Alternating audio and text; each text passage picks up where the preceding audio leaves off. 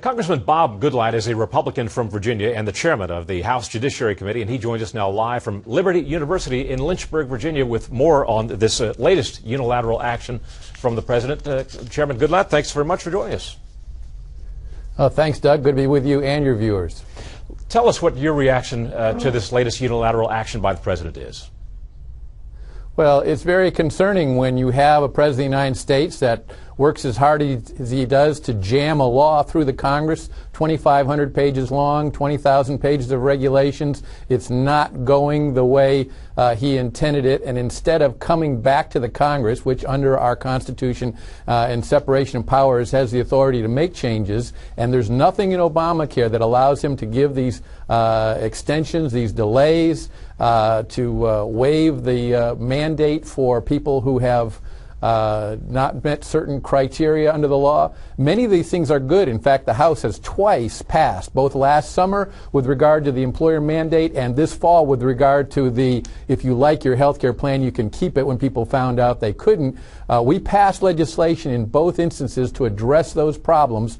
The Senate ignored it, the President ignored it, and he's simply acting unilaterally, something that Obamacare does not give him the authority to do, and therefore you have to look to the Constitution for guidance. Senator Lee is absolutely correct. The Constitution provides that it is the Congress that legislates, not the President. Mr. Chairman, nevertheless, Mr. Obama is not the only president to make these kind of unilateral actions, executive orders. In fact, on the spectrum of executive orders, he ranks fairly low.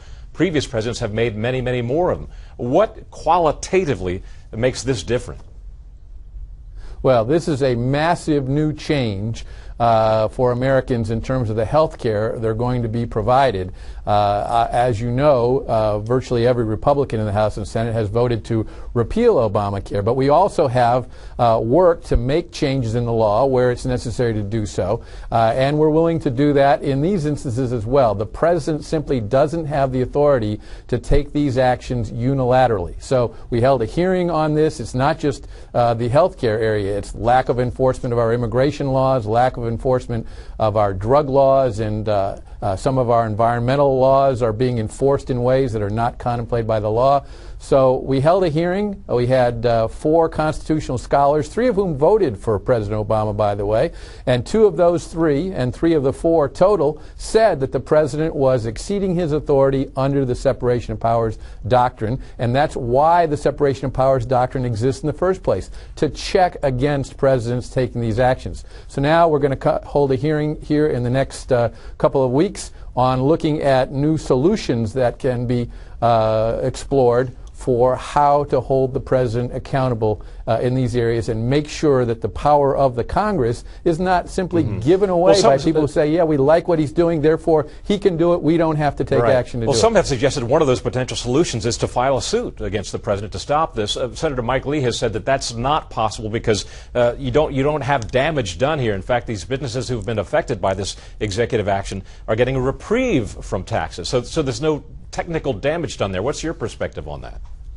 Well, that's a good point, because standing for whoever brings the lawsuit is the case. And in fact, the person who's aggrieved here would be the employer who has 100 employees. They're not getting the delay. The guy who has 99 employees gets a delay. So the guy with 100 would say, well, that's not fair. But of course, the guy with 100 is required by Obamacare to do what he's going to be required to do now.